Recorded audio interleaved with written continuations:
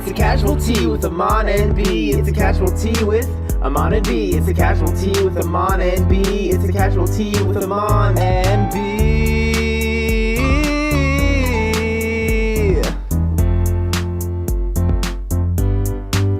It's a casualty. And we are back celebrating the Brice birthday bash week. If you are not participating, well, you are participating now. I'm super excited to be bringing us the casual tea. And of course, I can't do the casual tea without my co-host, Aman Adwin. Aman, welcome back to the party, to the Brice birthday bash week. How are you? Oh, it is your birthday. I keep forgetting that we're both in February. Oh my God. Yes. I'm good. Oh my gosh. I'm so sorry, y'all. I've been trying to get rid of you? this cough for so long. It's like I'm on the tail end of it. Like the past 5 podcasts that I've recorded, I've coughed at least 3 times. Anyway, I'm good. Really excited. It's been a busy week here in Philadelphia. Busy week for me personally. I had like a ski trip last week, then all this Super Bowl shenanigans. And so it's nice that today, which is, we're recording this on Sunday, the 16th, and tomorrow, which is President's Day, I have no plans. I'm just going to do my laundry, keep to myself, get my groceries together, and just chill, because it's been a long couple weeks. That sounds amazing. Wait, you went skiing? I recently went skiing as well in Idaho. How was it? It was great. I went back home to Pittsburgh. There's a ski resort by the name of Seven Springs, like an hour outside of the city. That's where I grew up learning how to ski. When I was in ski club in middle school and high school. That's where we all went. And so it was so nice. I was a little nervous because I was like, oh my God, I haven't skied in over a decade. Like, am I going to be able to do this? But it really is like riding a bike. It was fun. I was very familiar. I was worried that maybe some of the slopes would have changed, but everything is kind of the same. It was so interesting, like being there as an adult without all of my old friends. So, but I technically did have some, because I went back with old Pittsburgh friends, but not the entire club. But it was right. It was really, really nice, and I want it back in my life on a consistent basis. So I'm already trying to get all my Philly friends now, because I've never been to the Poconos to ski yet. So I'm like, all right, this winter y'all are coming to the mountains with me, because I need skiing back in my life. I'm a true winter baby in that way. Did you fall at all? Were you good? I did not fall once. There were a couple close calls. And I went down. So what is it? What's the scale? The it's double like black green, diamond is the hardest. Black, then it's blue. Then I believe it's blue. Blue first or green first? I think green is first, and then blue. So I went down a blue circle, and I was like, "Ooh!" I was almost lost a little bit of control, but for the most part, I stayed on my 2 feet. I was like, "Okay, all right, I got it. Okay." Yes, I love that. Like 2 weeks ago, I went skiing again for the first time in a decade as well, and it did not feel familiar. I felt like I had to learn it all over again, but I picked it up relatively quickly. I did have a couple tumbles because Jatia wanted us to go on the blue lifts, and I'm like, girl, like we need to stay on the green. I didn't know Jatia skis. Yes, Jatia skis. Okay. We were the only people of color out there. And yeah, like I fell a couple of times.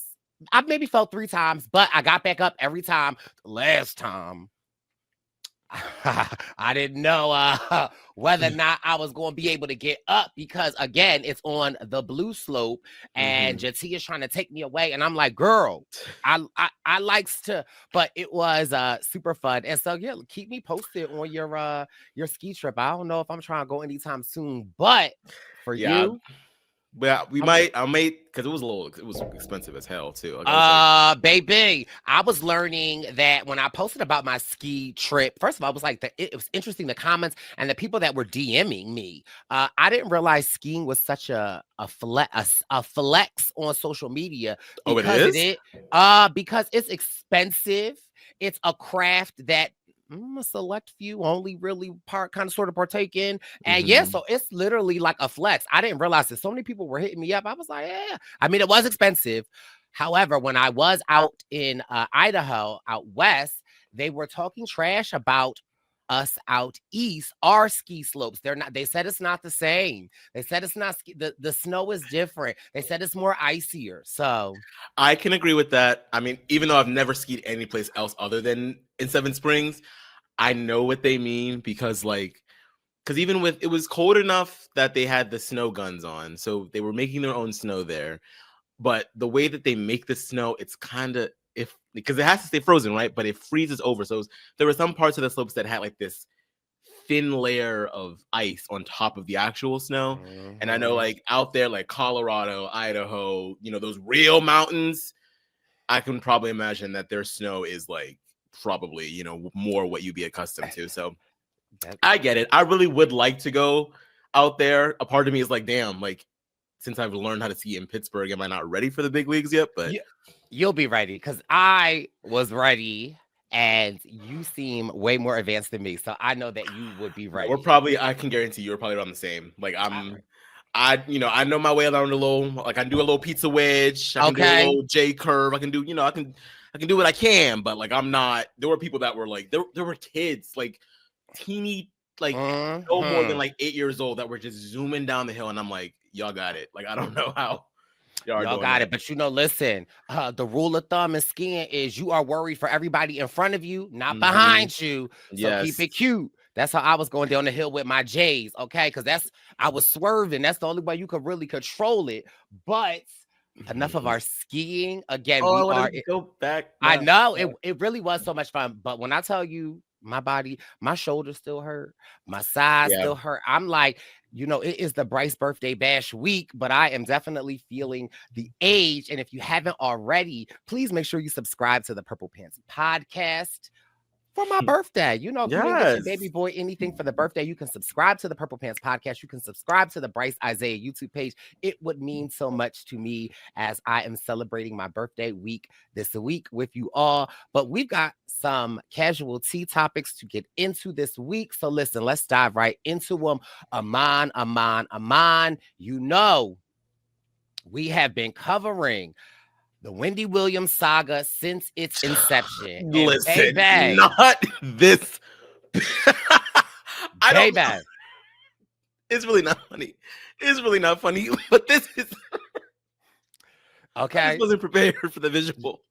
Listen, she's not allowed to have visual. She's not allowed to have visitors. And so Harvey from TMZ, when we talked about Wendy on the Breakfast Club last month and how she did the interview with Charlamagne, she also did a 2 other interview. Harvey, I always get his last name wrong. I always say the other Harvey. So I say Harvey from TMZ, and she did Don Lemon. And I think we even talked about the Don Lemon show or the Don Lemon interview, where I didn't necessarily like the Don Lemon interview because, again, I felt like the niece was there and Don kept like cutting the niece off and being like, I want to hear directly from Wendy. Again, she's kind of sort of echoed the same thing in all 3 interviews. But since then, Harvey said, I'm going to help you out. We are going to make this documentary. It's called TMZ Presents Saving Wendy. Now, I was a little taken aback when I saw the platform that it was on. It was on Tubi. That wasn't on my bingo card. But the documentary serves its purpose, right? The documentary, and Harvey is a lawyer. And we know Harvey from TMZ, he does not play. And I really feel like Harvey did this documentary in the way that he did it, so that it could be not admissible, or is that the word? Or so that it could be brought into court. Is that admissible? Admissible, yep. So it could be admissible in court because, again, they're trying to say that she has dementia. She has this front lobe dysphagia. However you say it. Aphasia. Yes. And that she is incapacitated. So the way the documentary is kind of sort of set, it really is to show that Wendy is here. Another 2 things that I took from this documentary. One, I think the documentary did a really good job, and I think that they need to actually, let me take my words back. I feel like the documentary did an okay job at driving home this point that Wendy is not incapacitated. She may not be the Wendy that we all remember and love, but this Wendy that we have right now is not incapacitated, and she should deserve freedoms, right? Like, I think that was an underlying point of this documentary. I think they could have did a better job at driving that home, right? Like, I feel like her niece talked about it in the middle and towards the end. But again, this documentary, because everyone keeps saying, Wendy's back, she's back. And I'm like, what Wendy are they seeing? However, they're trying to drive this point home that the Wendy that we all know and love and remember, she's a different Wendy now. This is the Wendy that we have, and this Wendy is not incapacitated. It might not be the Wendy that we remember, but this Wendy is still in her own right with it. And I think that that really was the point of this documentary. Now, the second part of this documentary is we now know why and how Wendy got up in here. And I have to take it back to myself because I was even defending this person when we first were talking about Wendy Williams, is her son, Kevin Jr. Now, I knew something had to be somewhat fishy when Wendy resurfaced a month ago and she was doing this press circuit.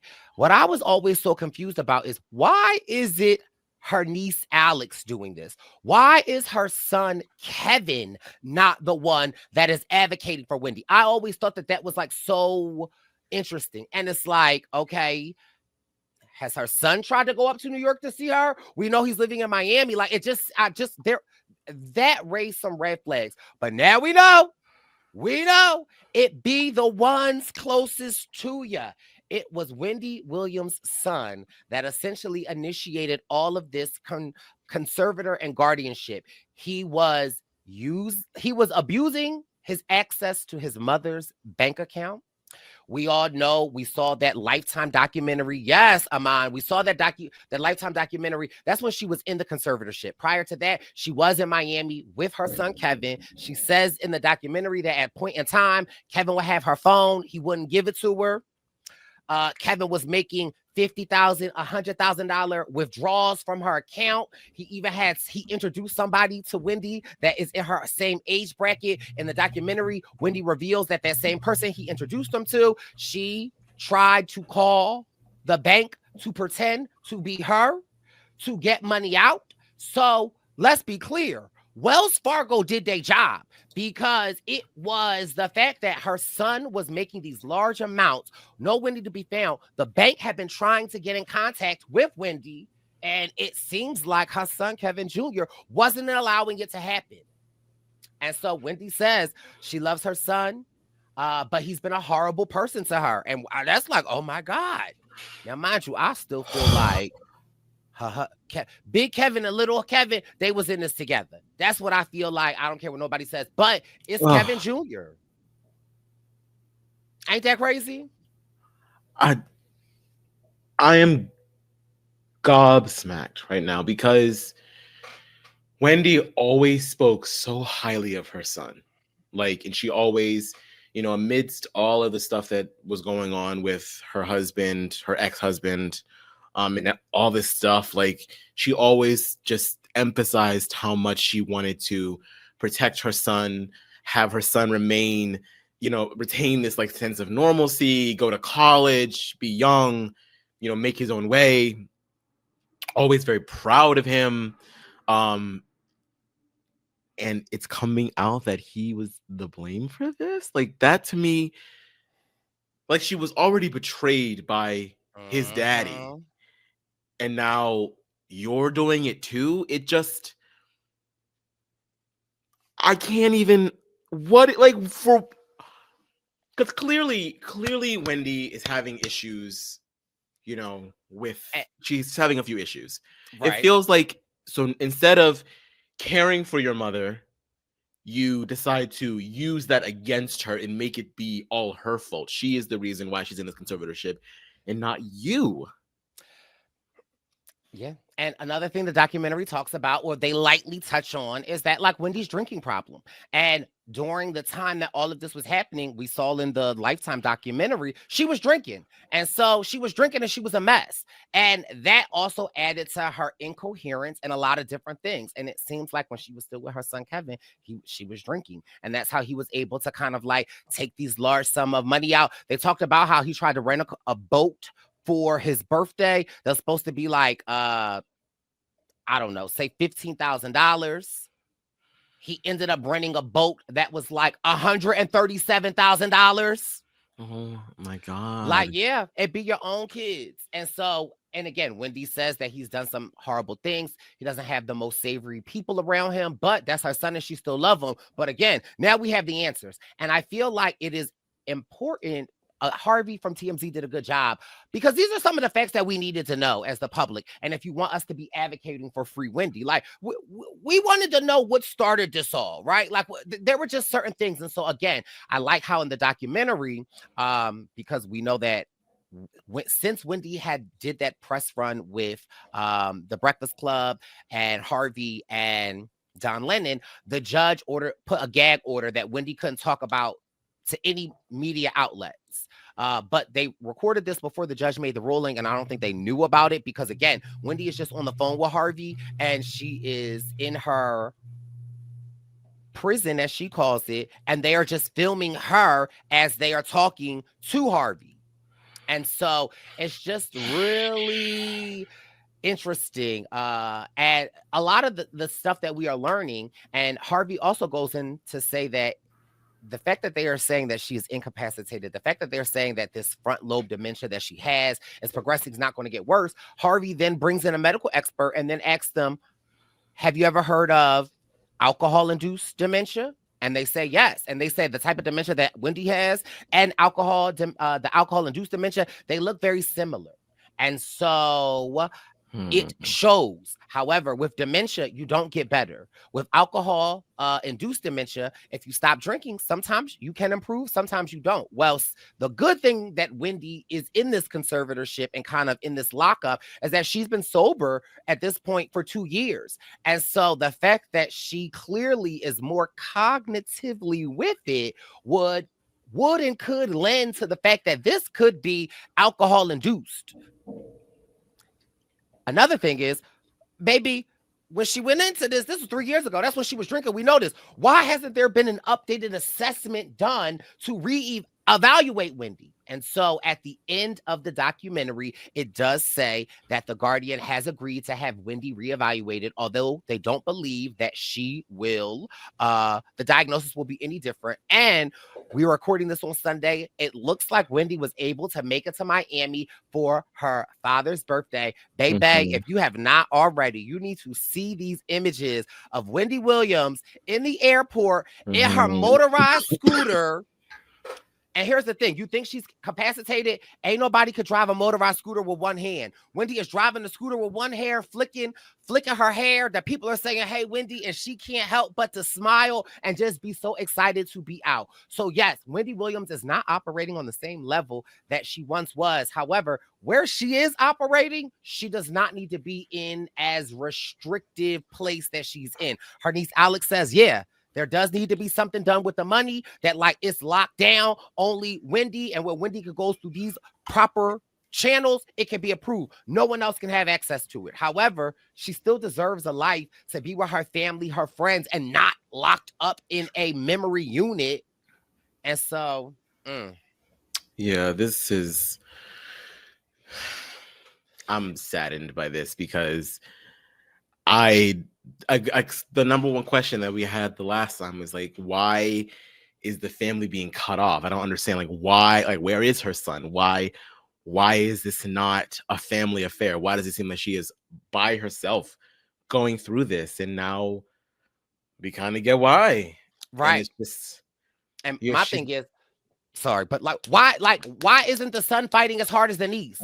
Why, like, you know what I mean? Like, it just seems like, yeah, you're in school, but a lot of these interviews are telecom. And I don't care if I'm in school or not. If my mom is somewhere where I can't find her again, I'm going crazy. I'm pulling up any and everywhere. I'm making a stink. That's because he knew it was his fucking fault. Excuse me. Like, and he didn't want, I'm damn sure he didn't want this image coming to light because, again, Wendy's done a pretty good job of sort of like shielding her son from a lot of stuff. Like, I didn't even know what Wendy's son even looked like until maybe about 2 years ago. And so I think that he is well aware of the fact that, like, he is not a public figure and could potentially get away with, just steal my mom's Amex card and order a boat for the weekend. Who cares? Not thinking about any of the repercussions that this could have on his mom. Like, it's just, this sucks. But I'm glad he was able to get out. I'm glad because she really wanted to see her dad because her dad does not have too much longer on this earth, and that would have been horrible had she not been able to at least celebrate some more time with him. So thank God for TMZ, and I can't believe I'm saying that because we know TMZ, but it seems like they did a good job of putting the spotlight on this situation, and it feels like something clicked, something worked for them because Wendy was able to get out. So, well, not out. She just got a weekend pass, a little reprieve. Yeah. Another thing that her niece said that was running through my mind is I remember when I was younger, one of my brothers took my mom's debit card and they like charged some things up. And I wasn't even that younger. I was in high school. And I remember my mom got these charges and she went to the bank, and in order for my mom to get her money back, the bank was like, okay, like we'll process this, but they were able to like, hey, well, money was taken out of this ATM machine. And we like, that's the ATM machine we always go to. And so the bank was essentially saying like, if you want to move forward, we are going to do our due diligence. We will check the cameras and we're going to go after the person that took this money, which was my brother. So my mom, when they saw the location of the ATM, my mom kind of put two and two together. Here's my thing. Wells Fargo, with Wendy's consent or not, why are y'all not going after her son? Why are y'all not going after this woman that's pretending to be her? Why does the illusion look like Wendy is being punished? She's in this locked facility that she can't see anybody. She can't leave. They said in the last month, she has only went outside twice. Yeah. And it doesn't seem like someone needs to be locked up into a facility because of mismanagement of funds. If anything, I feel like you do what you're supposed to do, and the bank is like, yeah, we're going to shut this account down for now until we figure out what's going on. But why does the person also have to get shut down? That doesn't make any sense to me. So it seemed like in the documentary, like, yeah, the legal part of it became, or the money part became because of these large amounts of funding. Now, this part of where Wendy is kind of sort of came about because they were looking at it like abuse. Because when the bank was trying to get in contact with Wendy, they could not get in contact with her. And in the documentary, Wendy was saying there were times when she was in Miami with her son, Kevin, he would take her phone. She wouldn't have access to her phone. That is abuse. And so essentially it's like they were unable to get to Wendy. So that's where kind of like this physical aspect comes in, because they're like, okay, it looks like she is at a pretty vulnerable state and she's being exploited. That's abuse. But my thing is, if that is abuse, where are the charges? I don't care if it's her son or not, because sometimes family has to learn a lesson. It's such a hard position to be in, though, because Here's the thing. The bank shouldn't, it's almost like domestic abuse. When police show up to a house, if there's a domestic dispute and say you and I are a couple and I have a gash on my face, regardless of anything, they see that, they're like, Aman, sorry, we're pressing charges. The police automatically are pressing charges. Why is this not the same for the financial institution? Because it's not the charge, like the crimes are different, you know. It is. You're clearly stealing. Physical abuse is, you know, obviously the state can take up that charge, and the victim does not have to want to press charges. The state wants to, like, you're right, like once the police see physical harm, then they, as mandated reporters, and they have to do something about it. The financial thing is a little because there's more nuance to it. There's more gray to it. Unless the person whose money it is telling the police, this was stolen from me, I would like to press charges. There's a lot more wiggle room for whomever it is that's doing it to sort of just, I because I agree with you, but I'm also like, damn, like she's already gone through all this shit with her ex-husband. She already probably feels very isolated from her family. Then to lose your son to this, when, you know, this could just be a case of, now don't get me wrong, I'm not trying to baby Kevin. I'm not trying to do that. But what I'm saying is this could be a case of a young boy that has access to a lot, has been very privileged, very, very spoiled, and thought, you know what? let me just take mommy's card. Mm. She got it. It'll be fine. I'll tell her about it later. It got a little bit too in over his head. It doesn't necessarily. And even Wendy says, I read a quote. She was like, she doesn't think that her son is a bad person. She just thinks that he just was very horrible in this situation. And I think we've seen that time and time again with young people that have access to so much money and so much power and so much influence. It gets to their head a little bit, and you feel like you're invincible. And I don't necessarily know if every mom would want to send their son to jail over a yacht or over $100,000 worth of Uber Eats. You know what I mean? Like, it's like, listen, yeah. I mean, I understand what you're saying, but I also just feel like, yeah, that's crazy. I think the fact that she got put into the situation that she was in is the most egregious part. It's like, not only did you steal from me, but you made it so I had to be taken. Like, that to me, I'm like, okay. Well, and that's the part in the documentary where they're like, the system just seems weird. It seems as almost she is being punished, when in actuality, she's the victim here every which way in and out. It brings about a larger conversation, and not to get all too deep about it, but it brings about a larger conversation about how, like, when you put money into the bank, like, how much ownership the bank feels like it has over your money. Because I don't think this is really ever, like, from the bank's perspective, this is not about Wendy. They don't give a fuck about Wendy. They're just like, this is a very large account that we get a lot of interest on, and we're able to move this money the way that we want to. And now all of a sudden, this account is being drained. We don't want that to happen. So, Wendy, come here. And it's like, that's weird. Like, it's my money. Why am I being locked up? And you still take interest off of her money. Yeah, you want to protect the assets. Yeah, it's crazy. But the saga continues nevertheless. She will hopefully have a new evaluation. Yeah, it does. But I definitely think, and I remember the last time that we podcast about this, I was saying, like, what are people seeing? That like, there is still something going wrong with Wendy. I think this documentary gave me a better lens to not look at the Wendy that was. Imagine there was some other stuff that was so interesting. And I don't want to spend so much time talking about this, but we can real quick. So another thing that Harvey led, that why the judge had deemed that the ruling of her incapacitated was correct, was he said that during the trial or hearing, when Wendy would speak, she kept saying, you know what I'm saying?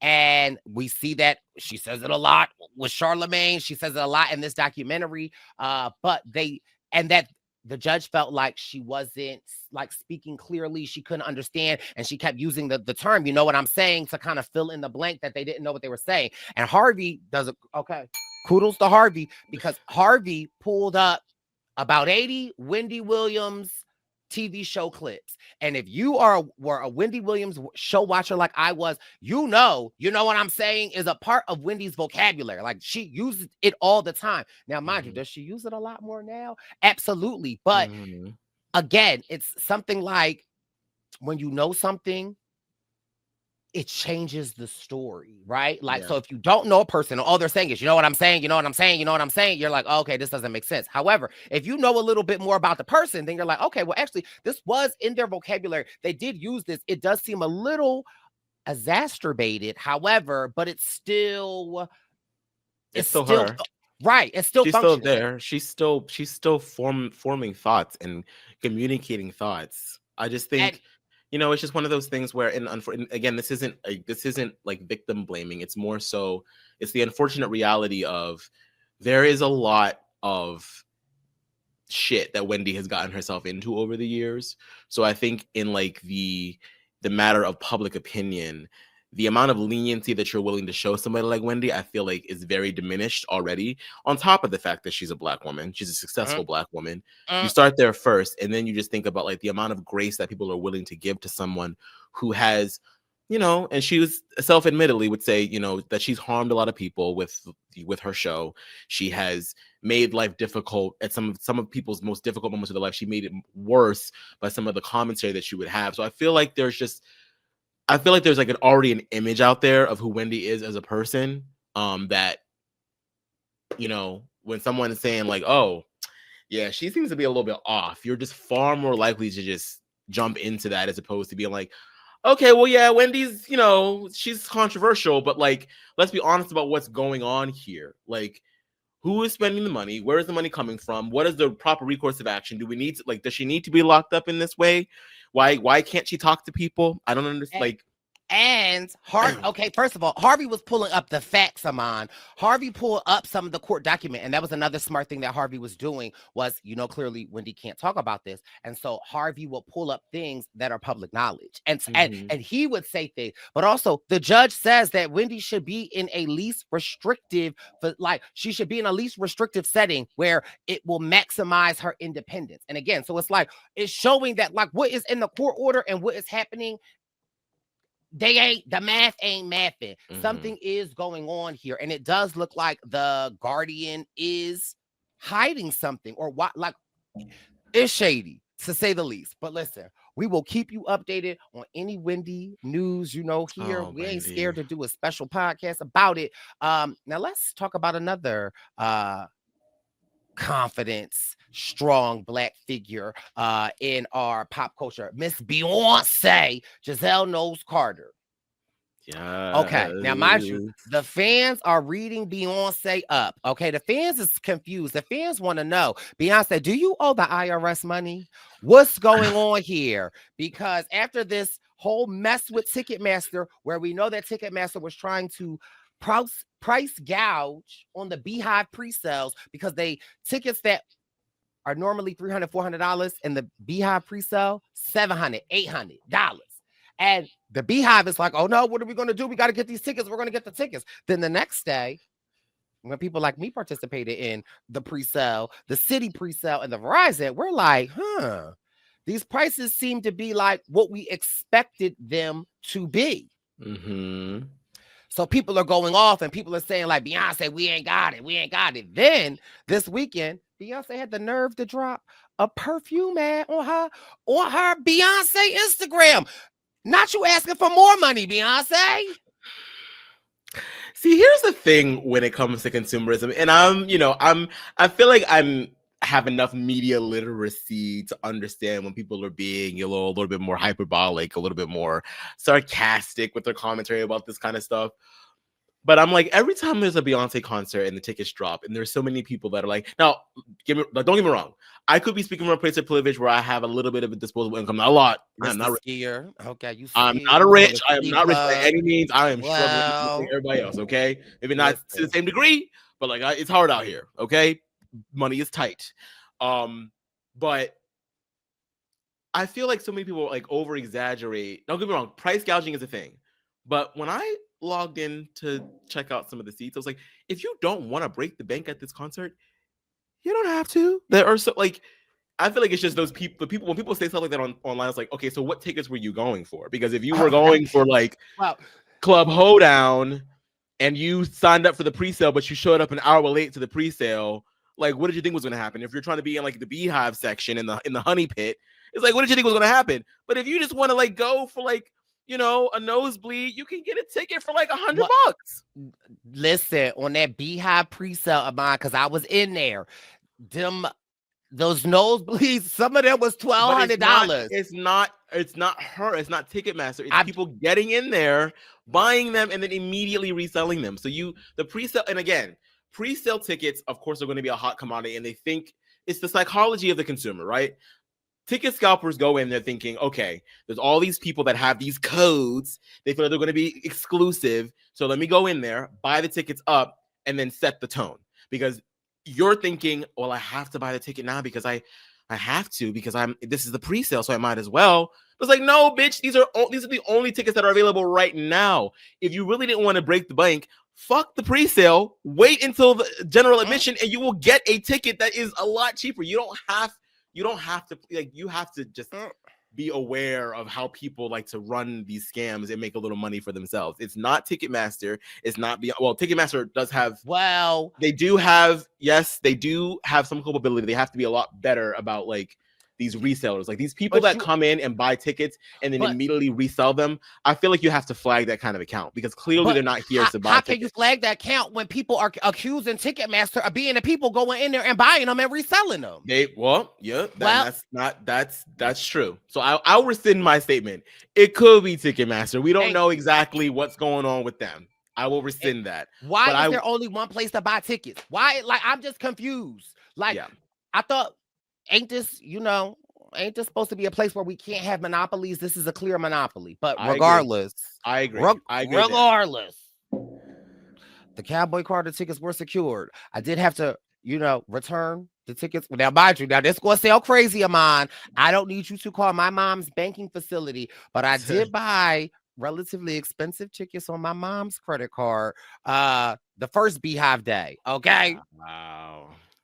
But does Mama I did know?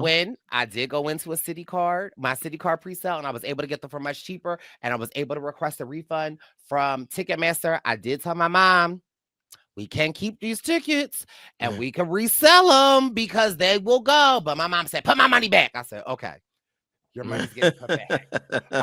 And so I am excited. Did you secure any tickets to the Cowboy Carter? I did. I am not. Not this person that just said he not rich going skiing on a skiing club, and you got Cowboy Carter, and it's giving your probably in Honey Bucket Pit. Where are your tickets? No. Where are your tickets? I Renaissance was my big one. It was my first time seeing her. I wanted it to be very special. I paid Club Renaissance tickets. This time around, I was like, I'm going to be there because I'm going to be there for all 3 of these tours. I'm going to be there because I want to be there in the room, but I'm chilling this time. My tickets were only $189. I kind of wish that I had done a little bit cheaper than that, because we could have been further back. Because I'm really like, and I love Cowboy Carter, I really do, but I'm like, I'm okay. Like, I can just sit back, have a little sip of some sweet tea, and just enjoy the country music. What day are you going? I'm going to MetLife on May 24th, Saturday. Okay. So there is a piece of me that was like, do I want to try Club Hoedown again? Because like maybe I can, because there were people that were like waiting until like the day of and getting relatively cheaper tickets for stuff, even like for like Club Renaissance. Like somebody bought a ticket like a week before the concert, like in Philly for Club Renaissance, and it was like $500. I was like, I paid $800. Like, so I'm like, a piece of me is kind of like, so I want to chance it, but I'm like, you know what? No, and like, you do know the speculation is that this tour is relatively smaller than a lot of her other tours. She's spending more time, and some cities have 4 or 5 dates, and MetLife has 5 dates now. Speculation is that it's all going to end, and she's going to do a residency in Las Vegas, because if you look at the Beyoncé tour, it has Las Vegas at the bottom, and no Las Vegas tickets have been made available, and so she might be doing a residency. We don't know. I didn't buy the perfume Beyonce, but I did secure a ticket. I will have some chaps and my cheeks out come May 28th at MetLife. And yeah, that's Miss Beyoncé. I did want to quickly talk about Kendrick Lamar's Super Bowl performance. I thought it was a thought-provoking performance. It is a performance that first of all, what people don't understand, and a lot of these Kendrick Lamar fans that are not Black, they're like, oh, this is the worst performance ever, or like, why did he do all of these songs? He didn't do his hit. I think it's important for people to know that Kendrick is taking a protest. This performance was a protest. This messaging that he is sending Uncle Sam, being in there with Samuel L. Jackson, essentially saying, if you as a Black person, you have to play the rules. You got to give the people what they want. You can't, but like there was just so much symmetry. People are talking about his bell bottoms. They love the bell bottoms, but people don't even know that like he wore them because bell bottoms were made popular by Black people and people that I am so happy about it, because like I was like, yes, you got Kent, because I love bell bottoms. I don't own any because I've been too afraid to buy them. Even at my big age of almost 31, and like who cares? Everybody know I'm gay. Who cares? But like I was just always so afraid of being judged. But now I'm like, Kendrick, the straightest of the almost. Oh, not on Black History Month. Not on Black History Month. I was just like, yes, you better wear those bell bottoms, because now everybody else is gonna be like, okay, it's like, yes, bring them back. I'm so excited. The American flag being divided. I thought the performance as a protest was great. Say Drake. I mean, he did the song. Say Drake. He did the song. He looked at the camera. I said, oh. So I And mean, that's why there was so much commentary about like, oh, okay, it needs to be done now. It needs to be done. Like he was performing at the Super Bowl and he made it all about somebody else. I was like, first of all, no, he didn't. Like, there was one song that was about Drake. Second of all, y'all just all was waiting for. Yeah, he won a Grammy for that song. Like, so it's a hit regardless of what the song is about. And he's gonna perform it. Like, it's a crowd pleaser. It get everybody hype. Everybody was like A minor, like in the crowd. So like, why wouldn't he perform the song?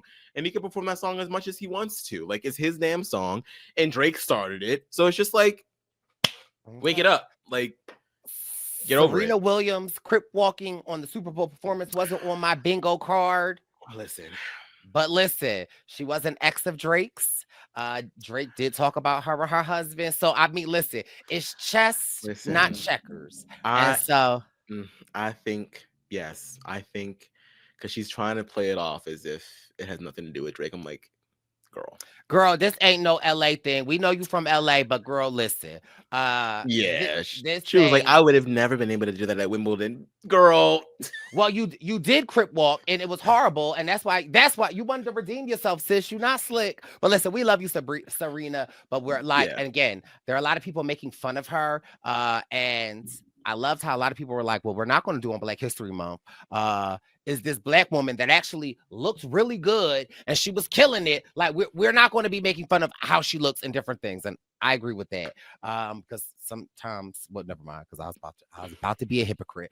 I do want to talk about an important subject that has recently come up, and we don't shy away from topics, but as of February 2025, the U.S. military has resignated a ban on transgender individuals enlisting in the armed forces and has paused gender-affirming medical procedures for all active members in the service. This policy change follows as an executive order signed by the current president in January 2025, directing a revision of the gender policies within the military. Defense Secretary issued a memo implementing the ban, stating that individuals with a history of gender dysphoria are prohibited from enlisting, and all related medical procedures for current service members are halted.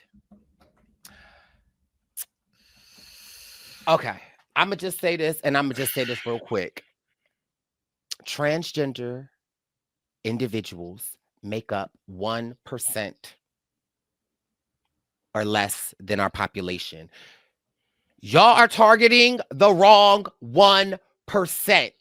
First of all, in this day and age, if you can also look at the data of the enlisting over like the last 20 years, it's on a steadily decline.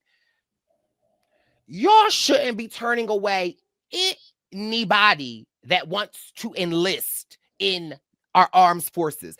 It's like, where are we going back to?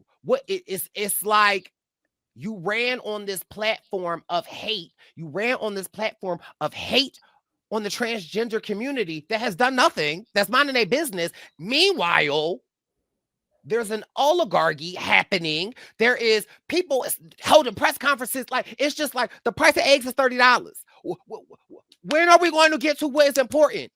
Meanwhile, you got a photo of your mugshot hanging in the White House. Where are we? I just feel like, to all of our listeners that are not from the United States and watchers, this is not us. Please know that the majority of the American people, this don't make no sense. We are currently in the stain of this country, and when we look back 5 and 10 years from now, like, we're going to be like, what the hell? But like, this attack on the LGBTQ plus community is crazy. Like, and what does this do? What does this do for y'all? Like, I'm getting a little scared. I think the optimist in me wanted to believe that things can't get as bad as what people believe they can. But just, and a piece of me also knows that like we're kind of familiar with Trump's game, right? Like he likes to create headlines. He likes to do very alarmist and incendiary things to take over the news cycle so that some of the more unsavory things that he doesn't want us talking about, he can kind of just push them through. So like we're familiar with the game. We kind of get it.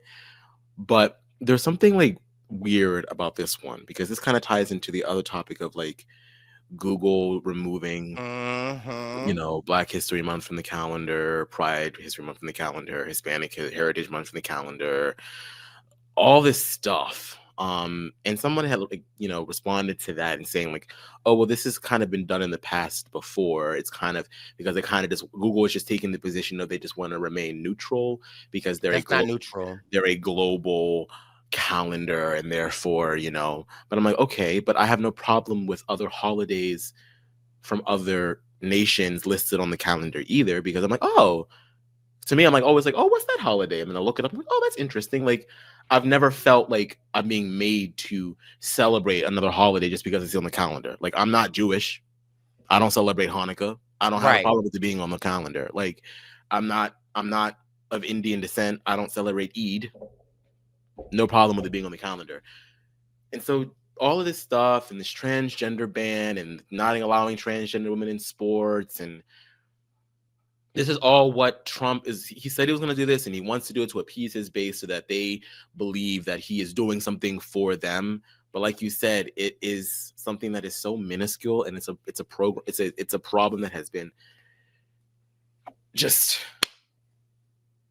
amplified to the nth degree for no reason. And meanwhile, other things are happening. It's getting scary. It's getting very scary, and it just is like when you think about the Holocaust and you think about Germany, and like we're like, how did this person ever come into power? Right? It's like we're watching it.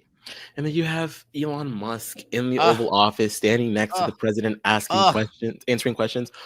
When has it, like, why? You're not an elected official. You're not. You're not. And the fact that his son was in the room too, and the son said to Trump, "You're not the president, get out the desk." Where do you think he heard that from? Because he didn't come up with that on his own. Another interesting thing about said Elon Musk, Nick Cannon, Future, they all have like 13 children by different baby mothers. Mm-hmm. You see how they're looked at in the media. Elon Musk has 13 kids. Yep. Mm-hmm. Mm-hmm.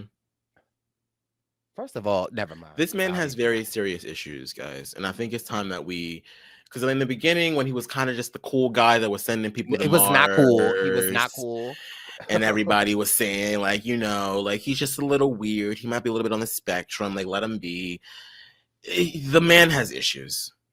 You are the richest person on the planet, and you have decided to involve yourself in the U.S. election for whatever reason. Now you're getting all these types of like tax cuts and breaks on the corporations that you own in this country. Now all of a sudden you're like right-hand man to the president, creating this task force to determine what is good for the government and what is not good for the government, giving him access to a lot of our financial records when nobody elected this person. I do like, it's such a weird space to be in, because the piece of me that's like always like, stay calm, like don't catastrophize. I still hear that voice in my head, but then I sit here and I'm thinking about what we're looking at, and I'm like, no, this is how it happens. We get so overwhelmed with everything that we're just like, we freeze, and it's like, no. This is bad, guys. Like Trump supporters, I'm actively telling you, this is bad. This is not what he tricked you into voting for. This is not what you want. I promise you that. So we need to get this shit together. Like now, like yesterday, like 4 years ago. Like, no, 8 years ago when his ass showed up for the first fucking time. Like, this is bad. This is not good at all. And people people that are on the right that are saying that, you know, this is a fear-mongering tactic. No, it's not. Look at what is happening. This isn't where people are simply reporting on what Trump is doing. It's not fear-mongering. It's stating what's going on. Ain't even been 2 months. Like, it's why do we feel the need to remove things from the calendar? For what reason? Who cares? Why? We're trying to erase history. Why are we renaming it Gulf of America when it's been the Gulf of Mexico for 400 plus years? Why? And why is he banning AP from being at White House briefings because they won't acknowledge it as the Gulf of America when it's not been called that for 400 years?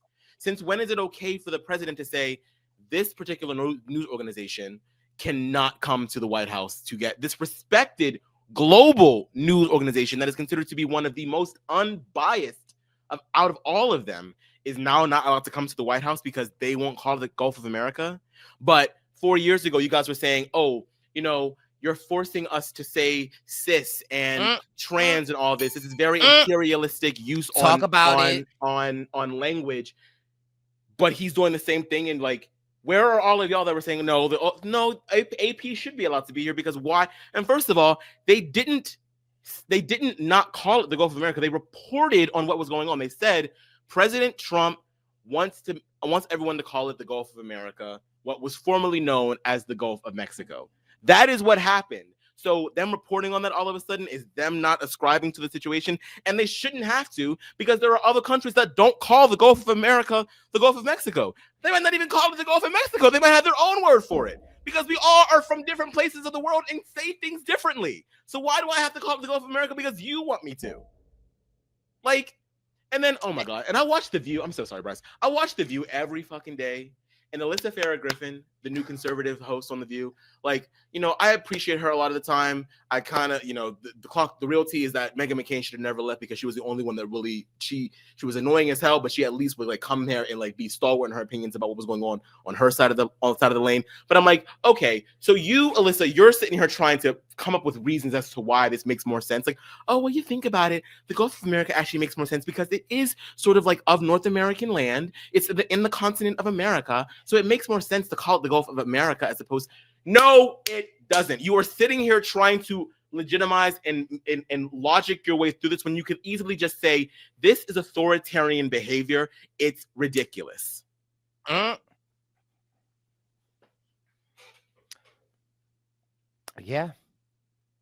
Don't disagree with you there. It's like we always talk about this communism. We always talk about, oh, the control that China has over their people, baby. It's giving. If you are watching on YouTube, I'm about to put an image up. It's giving America is Wendy Williams in this photo. Like it's giving. Yeah, it's like you said, it's very scary times. And because you have to think, what else is he willing to take away? What else is he willing to, by the stroke of a pen? And again, I understand that executive orders are not law. I understand that. So I don't want anybody to, to comment on this podcast and say, oh, Aman, you're doing a little bit too much. Like, just because he signs, I understand how the executive order works. I understand that things can be contested by judges. We've already seen it happen like 3 times. Judges keep blocking some of his shit. I understand that. But the fact that he is, this is the narrative. This is what he is putting out there into the ether for people to have an opinion on or not have an opinion on. That is the problem. That is when we're talking about the Gulf of America versus the Gulf of Mexico and not what else is going on, when we're talking about removing holidays from calendars, when all of this stuff is getting spun up out of nowhere, when we never had issues like this before, that is the problem. You have to understand, you have to ask yourself, why is he doing this? Because who does it ultimately serve? Okay. And when people are logging onto national security briefings with Gmail accounts, like when it's just top security officials are having their securities, their security clearings stripped of them. Right. When the New York Attorney General is not allowed to go to can't go into certain government buildings now because Trump is mad because she's been pursuing a case against him in the state of New York. That is authoritarian behavior, people. That's not, and you're like, oh, well, no one's above the law. he doesn't get to make the laws with an executive order. That's not how that works. Right. That's not how that works.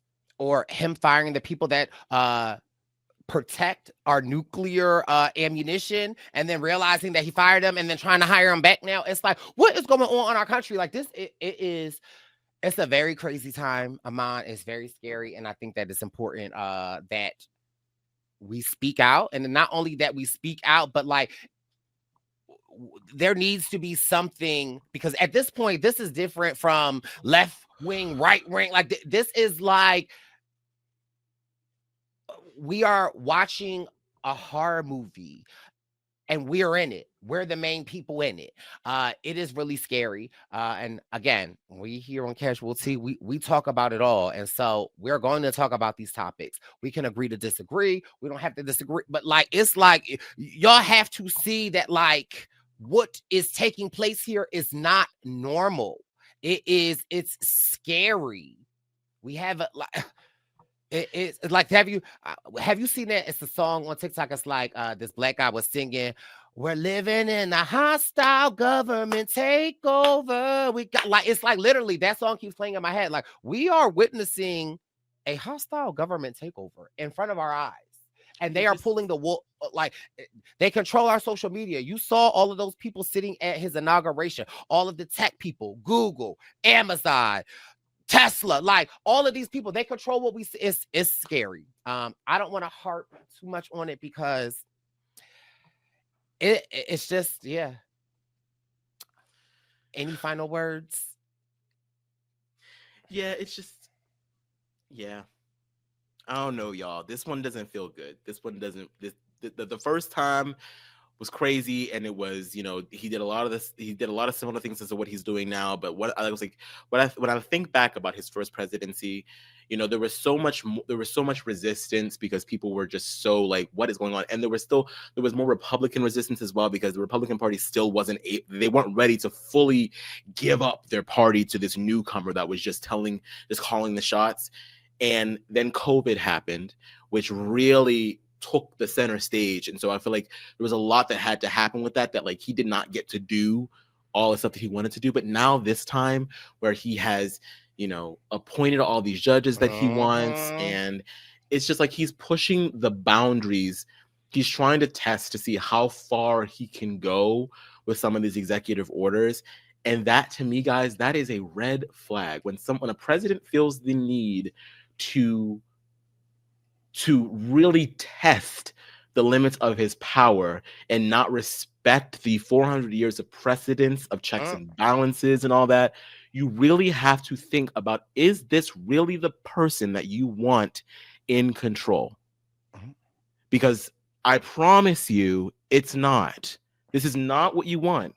There are places in the world where it is a shit show. It is a true shit show. The government sucks. It's oppressive. There's either a government that's extremely oppressive, or there's no government. And you know who runs the country? Cartels, gangs, violence. And I think that because we're so privileged to have lived in this country for so long, and not even just us, but our ancestors are, you know, you know what I'm trying to say. I just think that we have like this locus of control and power that has lulled us into the sense of security where we're like, we'll never be one of those countries. Says who? Baby, we saw, like, and I said before, we saw when Texas, they power went out. Like, we saw what happened in Puerto Rico when they like let our power system go down for a week. Baby, it's over. It's over. Listen, it's a lot going on, but I'm sure this will be. I don't want to end on a negative note. I know. Well, listen, I'm sure this topic will be a trending theme on the Casual Tea as years to come, and we were always going to speak about it. But on a positive note, it still is the Brice birthday bash week, and if you made it this far in the podcast, please make sure you subscribe to the Purple Pants podcast. I want my podcast to chart this week. Okay, Baby Boy's been doing it. I'm almost approaching 500 episodes. Let's subscribe to the Purple Pants podcast. Let's subscribe to the Brice Izyah YouTube channel. It's the Brice birthday bash. Aman, as always, thank you so much for always giving your real and raw insight from your privileged skiing space that you remotes from. I was trying to think of a skiing thing, and all I came up was with remote, so it didn't work. But listen, this has been your Casual Tea. We will be back next month giving you some more topics. We appreciate you for listening, and we'll see you next month. Be safe. It's the Brice Birthday Bash. Ooh, it's the Purple Pants Podcast. You better listen in public, might make your stomach hurt. Ooh, it's the Purple Pants Podcast. You're trying to unwind, you better get that box wine. It's the Purple Pants Podcast. You're trying to get your snack, you better hurry right back though. It's the Purple Pants. It's the Purple Pants.